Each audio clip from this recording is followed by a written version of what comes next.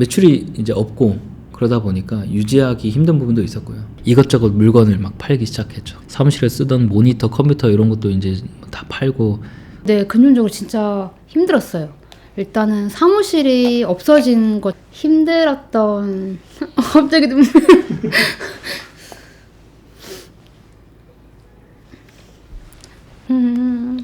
저한테 잘 말을 안 해요. 이 업을 이제 그만둬야겠다라고, 나는 여기서 살아남지 못하겠구나라고 느낄 정도도 있었고요. 뭐 그런 힘든 점이 있었습니다. 제가 마케팅 관련해서 네. 그런 대표님들 유튜브 영상을 많이 봤는데 네네. 마케팅 업에 대한 인식이 별로 안 좋더라고요.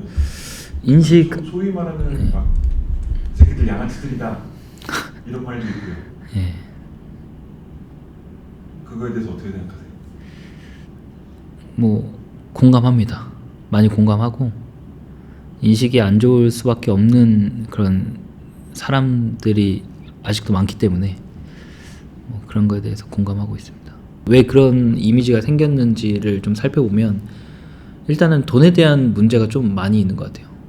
돈에 대해서 깔끔하게 좀 입금되고 뭐 환불되고 중단되고 이게 깔끔하지 못하고, 내가 맡긴 거는 뭐 1부터 10까지인데 한두 개 정도만 되고 나머지는 안 됐다. 그럼 나머지에 대한 환불을 요청을 했을 때 환불 자체가 쉽지가 않습니다. 수수료 같은 이슈도 있고, 그래서 광고주분들이 그런 데에서 굉장히 스트레스를 많이 받아 하고, 좀 나몰라라 뭐 자포자기 그냥 그래 그럼 너네 뭐 남은 기간 해봐라 뭐 이런 식으로 좀 많이 되기 때문에 그런 업체가 아직까지도 너무 많죠.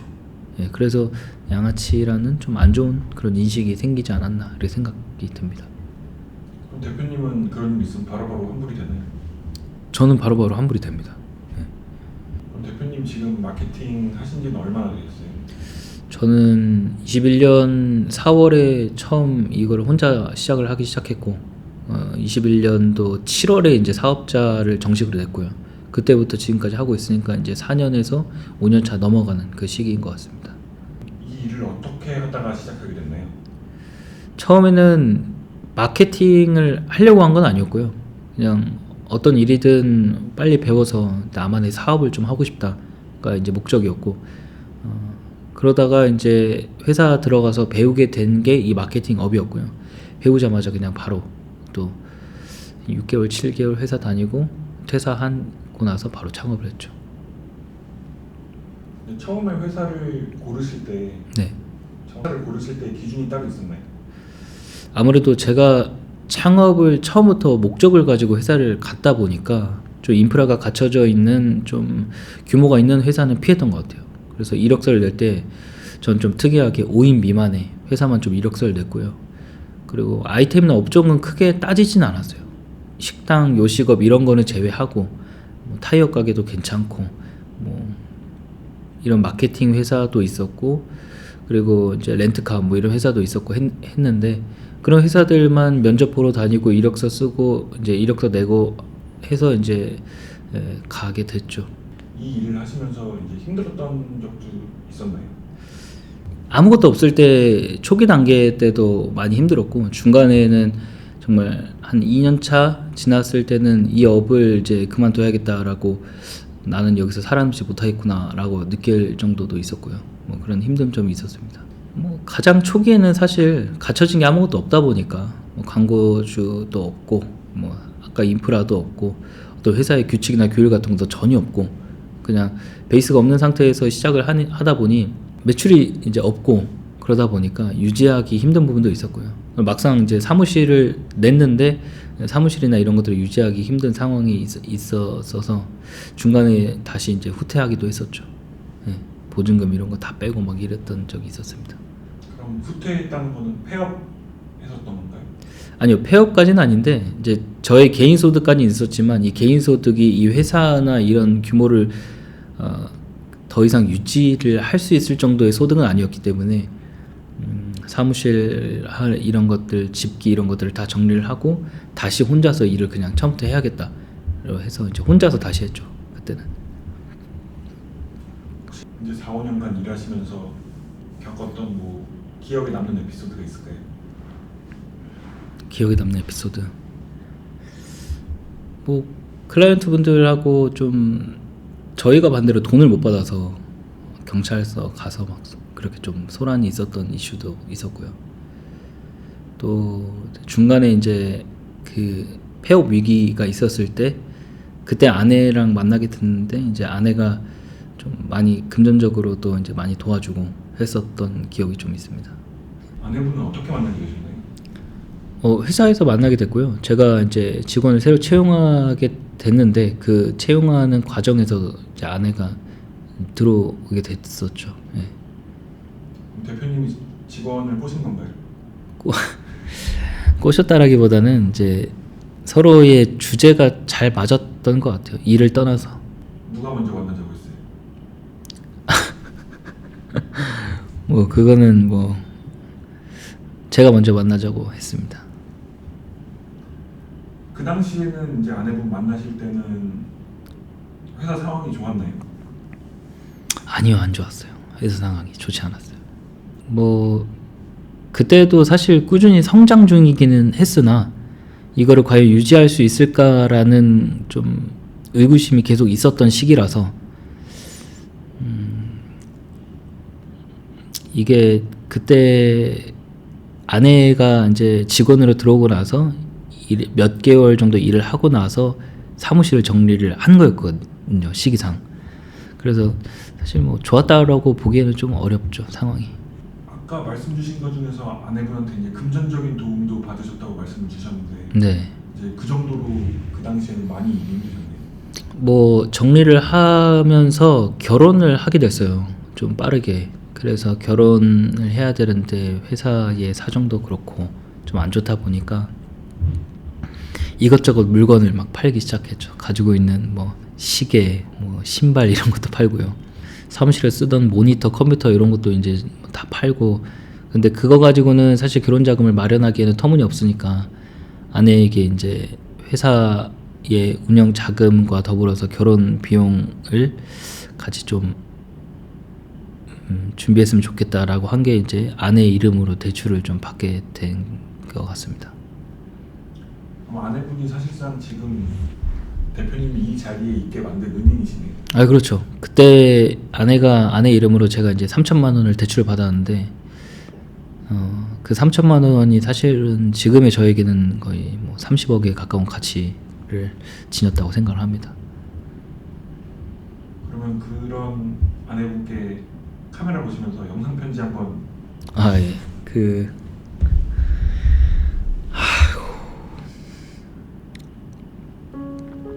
많이 부끄럽습니다. 뭐 이렇게 살면서 영상 편지를 남겨본 적도 없고 아내 얼굴을 또 매일매일 보고 이따가 또 몇 시간 뒤 또 얼굴을 보게 될 거기 때문에 이런 영상을 남기는 게 좀 부끄럽지만 그 당시에 저의 상황이 좀 많이 열악했었고 대출도 5천, 6천만 원 정도 있는 상태에서 3천을 추가로 또 대출을 받아야 되는 입장이었는데 그냥 믿고 따라와줘서 그때 너무 고맙고 또 지금 아이가 있는데 또 아이가 돌 전에 둘째를 가졌거든요. 그래서 지금 그런 아내의 상황이 많이 힘들 텐데 참 우리 같이 힘을 모아서 이 힘든 시기를 지혜롭게 잘 헤쳐나가보자 라고 아내에게 말을 해주고 싶어요.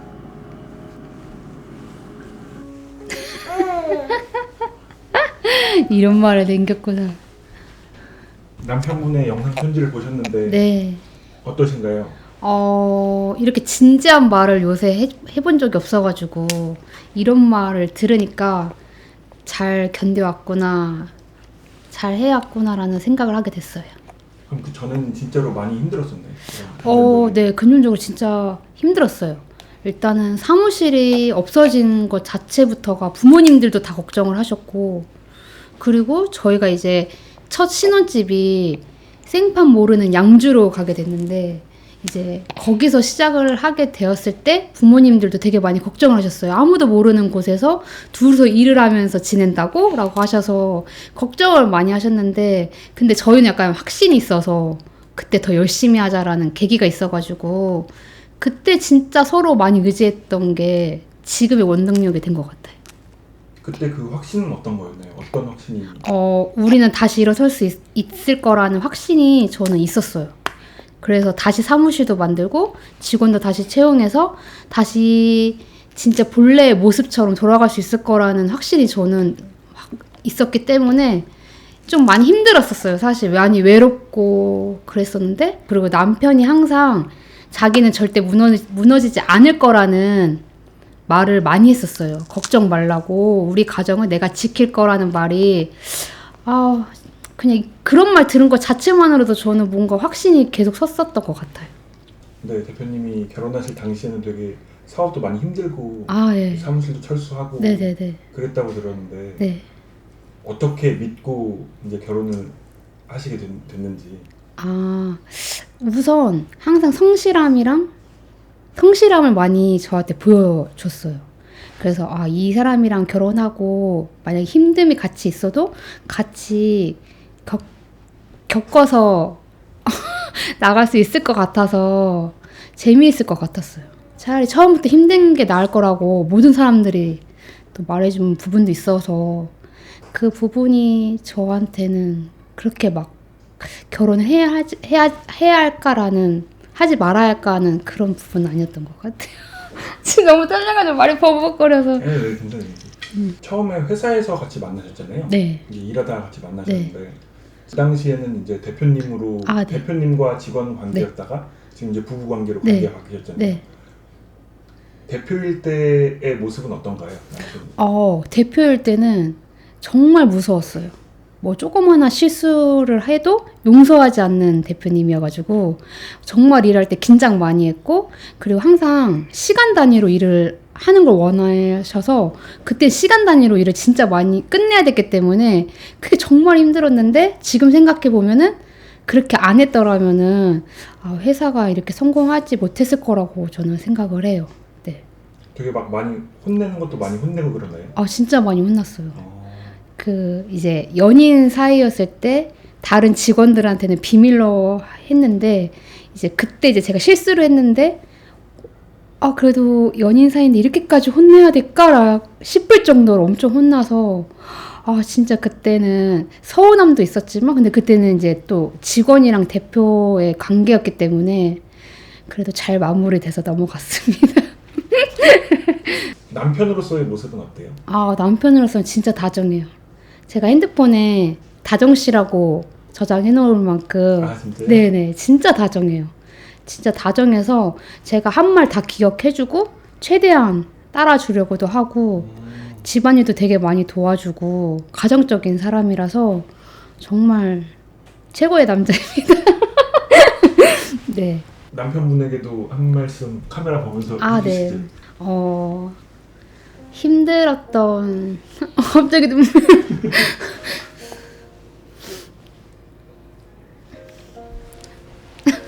어쨌든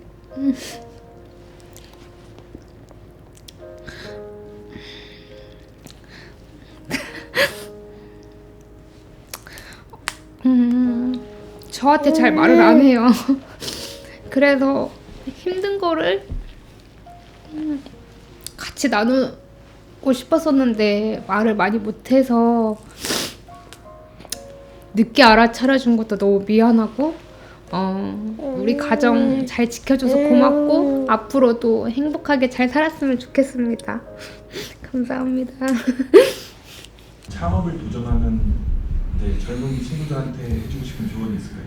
조언이요. 제가 조언이라고 하기에는 좀 어려울 것 같고, 왜냐하면 아직 같은 선상이고 저보다 정말 잘 하고 계신 분들이 너무나도 많기 때문에 조언을 라기보다는 제가 지금까지 하면서 이렇게 했더니 좀 잘 됐네 라는 부분을 이제 공유를 해보자면, 어떠한 편법이나 지름길 같은 거는 사실 딱히 없다. 그리고 내가 하려던 것에 대해서 본질적으로 먼저 좀 파악을 하는 게 중요하다. 요즘 제가 좀 많이 느끼는 게 어떤 강의나 이런 것들이 좀 많이 나오잖아요, 마케팅에 대해서. 그래서 광고는 이제 대행사와 실행사가 두 개로 나눠지는데, 대행사는 허들이 굉장히 낮거든요. 그래서 많은 분들이 대행사로 좀 진입을 지금 들어오고 있는 것 같더라고요. 저한테도 연락이 굉장히 많이 오고, 그런 오픈 채팅방 광고 통해서도 이제 자기가 이제 막 창업을 했는데 이런 걸 어떻게 되냐, 도움 받을 수 있냐, 이런 연락도 최근에 좀 많이 생겼는데, 실패할 수 있는 요인은 허들이 너무 낮게 시작하면 좀 금방 포기하거나 실패하게 되지 않나라고 저는 역설적으로 좀 생각을 합니다. 그래서 이거를 그럼 어떻게 해결을 할 수 있을까라고 생각을 해보면, 내가 진짜 마케팅을 하고 싶다라고 하면 그 분야를 정확히 정하는 게 좋을 것 같아요. 예를 들어서 인스타라든지 페이스북이라든지, 아니면 네이버 안에서 되는 거, 그럼 뭐 유튜버가 될 수도 있고요. 아니면은 뭐 종합적으로 다 올라운더를 배우고 싶다라고 하면 종합 광고 대행사가 될 수도 있고, 그렇게 어떤 분야를 정해놓고 그 분야에서 일을 하고 있는 회사로 들어가는 게 가장 빠릅니다. 처음부터 나는 이 일을 빠르게 배워서 창업을 할 거야 라는 목적 의식을 가지고 들어가면 일반 사원들보다는 내가 업무의 피지컬이 뛰어날 수밖에 없어요. 더 많이 배워야 되고, 스스로 뭐 빨리 실패도 해봐야 되고, 어떻게 돈이 굴러가는지 시스템을 파악을 해야 되기 때문에 회사에 들어가서 인프라를 빠르게 파악을 하고, 그 일을 전반적으로 뭐 어떻게 수익이 나서 또 어떻게 유지를 하고, 뭐 이런 것들은 이제 다 배우고 나서 나와가지고 창업을 하는 게 가장 좋다고 저는 생각을 합니다. 그러니까 이 얘기가 뭐냐면, 아까 그 대행사와 실행사에 대한 차이점이에요. 대행사는 허들이 굉장히 낮은데 그냥 좀 물건 떼기 같은 거거든요. A 업체에서 떼다가 한 1, 20만 원 붙여서 B 업체에서 파는 거예요. 이게 뭐 자기 능력이 좀 좋아서, 언변이 좋아서 50만 원, 100만 원 붙여도 많이 남기겠죠. 본인이 중간에서 뭐 하는 거 없이 이렇게 수익을 낼 수 있다. 근데 하는 게 없는 건 아니고, 중간 다리에서 사실 뭐 광고자고 커뮤니케이션도 다 해야 되고, 이걸 그대로 가져가서 뭐 실행사한테 전달해야 되고 하는데, 내가 직접 실행을 하지 않으니까 본질적인 능력에 대해서는 계속 떨어질 수밖에 없어요. 광고자가 어떤 걸 물어도 내가 그걸 그대로 실행사한테 물어야 되고, 실행사에게 답변이 오면 그걸 가지고 다시 광고주한테 전달해줘야 되다 보니까 피드백이 늦는 경우도 자꾸 발생이 되고, 그 상황에서 신뢰도는 더 떨어지겠죠. 그래서 사업을 하고 싶고 뭐 마케팅을 하고 싶거나 그 외에 다른 일을 하고 싶거나라고 할 때 일단은 그 본질에 대한 이해도가 있어야 되는 게 좀 중요하다고 생각을 해요. 뭐 마진떼기 붙여서 파는 것도 뭐 경험이 될 수 있지만, 사실은 어떤 시기나 뭐 어떤 아이템이라기보다는 그 사람한테 있는 것 같아요. 성공이라는 열쇠의 키가. 그러니까 이게 어떤 얘기냐면, 이 사람은 어떤 일을 했어도 성공했을 거야, 이런 말을 종종 하잖아요, 사람들이. 그러니까 그 사람이 가지고 있는 그냥 성향이거든요. 제가 종종 하는 얘기 중 하나가 노력도 재능이다라는 말을 해요. 그래서 이 사람이 어떤 일을 했어도 어떻게 노력을 할 수 있는가가 저는 중요한 것 같아요. 그래서 마케팅을 하든 내가 식당을 하든 뭐 다른 장사를 하든 일단 그 본질에 대한 이해를 하고, 그 본질을, 그러니까 장사를 하게 되면 음식을 진짜 맛있게 만드는 거죠. 가게를 이쁘게 꾸미는 것보다는 음식이 먼저 맛있어야 되는, 마케팅을 하는 것도 홈페이지가 화려하고 이쁜 것보다는 진짜 내가 결과를 잘 만들어 줄 수 있어야 되는, 이게 첫 번째가 되고, 두 번째는 본질적으로 이 사람이 진짜 이 업에 대해서 얼마나 노력을 하고 얼마나 내 시간과 뭐 이런 것들을 투자할 수 있는지, 그리고 다른 것들 뭐 예를 들어서 뭐 친구들이랑 놀고 싶을 수도 있고, 내 친구들은 지금 뭐 술 마시고 연애하고 할 때 이 일에다가 온전히 내 모든 것을 투자할 수 있는지, 뭐 그런 것이 좀 중요한 것 같습니다. 대표님도 어려울 때 연애하지 않았나요? 그래도 저는 그 시기는 조금 넘겨서 연애를 했어요. 왜냐하면 처음에 딱 창업을 했을 때는 좀, 이거는 좀 비하인드 얘기긴 한데, 몇 번 제가 머리를 밀었어요, 혼자서. 이 삭발하는 것처럼. 왜냐하면 아무것도 안 하겠다는 그 저만의 다짐이었거든요. 내가 이 일을 시작하면 나는 여기다 인생을 걸 거야. 인생을 걸어서 나는 정말 이거 외에는 아무것도 안 할 거야. 내 친구들이 술 마시고 연애하고 뭐 다른 거 할 때 나는 이것만 할 거야 라는 그런 좀 집요함이 그때는 있었던 것 같아요. 그리고 연애할 당시에는 사실 이제 매출도 일어나고 이제 소득도 있었기 때문에 뭐 그때에 힘들다 해서 사무실을 접었었지만, 그래도 이미 그때 뭐 순수익이 500이 넘어가던 시점이어서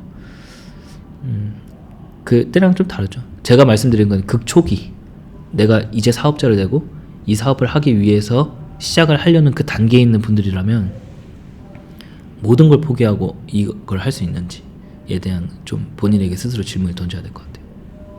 정말 어려울 때는 사실 밤에 뭐 잠도 안 오고 괴로워요.